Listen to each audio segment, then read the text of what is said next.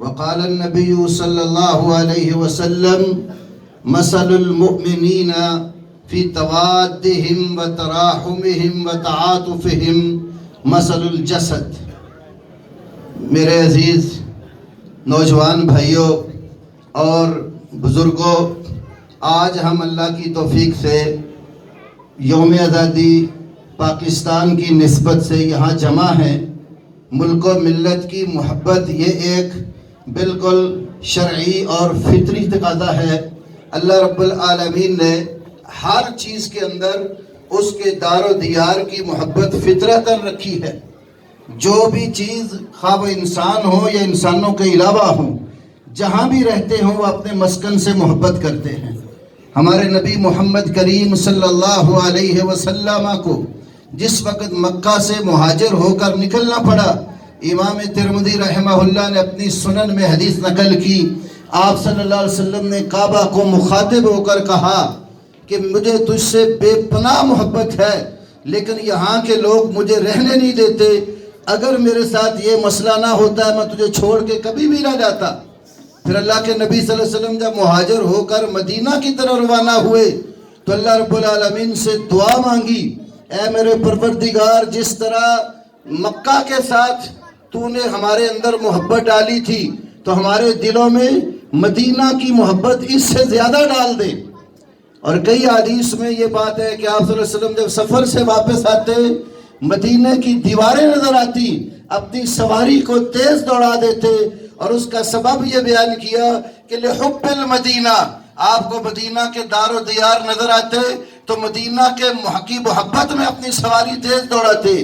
جو اس بات کی دلیل ہے کہ ہمارے نبی کریم صلی اللہ علیہ وسلم بھی اپنے وطن کے ساتھ بڑی محبت کرتے تھے، اور وطن کی محبت اسلام نے سکھائی ہے.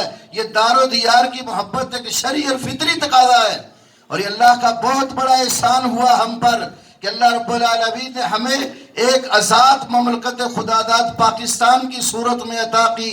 لیکن اس کے ساتھ المیہ یہ ہے، آج ہم یوم آزادی کے ساتھ یوم یکجہتی کشمیر بھی منا رہے ہیں کہ ہمارے وہ مسلمان بھائی جو مقبوضہ وادی میں زندگی بسر کر رہے ہیں، پاکستان بننے کے ساتھ ہی انڈیا نے اس کے اوپر غاصبانہ اور ناجائز قبضہ کر لیا تھا. اور پھر آج مودی نے جو چال چلی کہ ہندوستان کے اندر باقاعدہ جو ہے سلامتی قرارداد، اقوام متحدہ کی جو قراردادیں ہیں اور سلامتی کونسل کی جو رپورٹیں کشمیر کے حوالے سے ہے، سب کو اس نے پس پش ڈال کر اپنا ایک قانون وضع کر کے باقاعدہ کشمیر کو انڈیا کا حصہ بنانے کی مذموم سازش کی، اور اپنی فوجیں لے کر مسلمان بچوں، بوڑھوں، جوانوں اور عورتوں کے اوپر چڑھ دوڑا. آج کشمیر کی صورتحال یہ ہے کہ مسلمان بچوں، ماؤں، بوڑھوں اور عورتوں کے اوپر تشدد کیا جا رہا ہے. پیلٹ گن سے ان کی نظروں کو ختم کیا جا رہا ہے. آئے روز مسلمانوں کا خون بہایا جا رہا ہے، اور مسلمانوں کا خون اتنا ارزاں اور سستا سمجھ لیا گیا ہے کہ اس کی کوئی حیثیت نہیں جانی گئی. اور مسلمان آج 60 اسلامی حکومتوں میں منقسم ہو کر رہ گئے. جب تک مسلمان ایک سلطنت کی شکل میں تھے، خلافت اور امارت کے نظام میں منظم تھے، دنیا کے کسی خطے میں بھی کسی مسلمان فرد کے اوپر کسی بھی قوم کو ظلم ڈھانے کی کوئی جرت نہیں ہوا کرتی تھی. میں نے اپنے ٹویٹ میں اپنے ملک کے صدر اور وزیر اعظم کو بھی یہ پیغام دیا، خالی ہم کشمیریوں کے ساتھ زبانی کلامی جو ہے وہ یکجہتی کا اظہار نہ کرے. اللہ نے آپ کو زمام اقتدار دی ہے، اور جب مسلمان کے پاس زمام اقتدار ہوتی ہے تو وہ اپنے تمام مظلوم مسلمان بھائیوں اور بہنوں کے ساتھ پوری طرح قوت کے ساتھ مدد میں کھڑا ہوتا ہے. تاریخ میں آپ جائے، وقت نہیں، میں صرف ایک قصہ آپ کے سامنے رکھتا ہوں. سلطنت اموریہ میں ایک کافر نے ایک مسلمان عورت کے اوپر تھپڑ رسید کیا تھا، تو اس مسلمان خاتون نے اپنے وقت کے خلیفہ کو آواز دیتے ہوئے کہا، واہ معتصمہ اور معتصم باللہ، تم اس وقت کہاں ہو؟ تو اس کو پاس سے گزرتے ہوئے کسی کافر نے کہا کہ تیری یہ پکار تیرے خلیفہ تک کون پہنچائے گا؟ ایک کمزور مسلمان نے اس بہن کی آواز کو محسن باللہ کی کانوں میں پہنچایا تو پھر محسن باللہ نے سلطنت عبوریہ پر چڑھائی کر کے اس کو تحتیز کیا اور اپنی مسلمان بہن کی نصرت اور مدد کر کے اس کو سارے لوگوں کے سامنے کچہرے میں لا کر کھڑا کیا. بتا میری مظلوم مسلمان بہن تیرے اوپر ظلم کس نے کیا ہے؟ اور قرآن حکیم میں بھی اللہ رب العالمین ہمیں یہی سبق دیتا ہے کہ وَمَا لَكُمْ لَا تُقَاتِلُونَ فِي سَبِيلِ اللَّهِ وَالْمُسْتَضْعَفِينَ مِنَ الرِّجَالِ وَالنِّسَاءِ وَالْوِلْدَانِ. تمہیں کیا ہو گیا ہے؟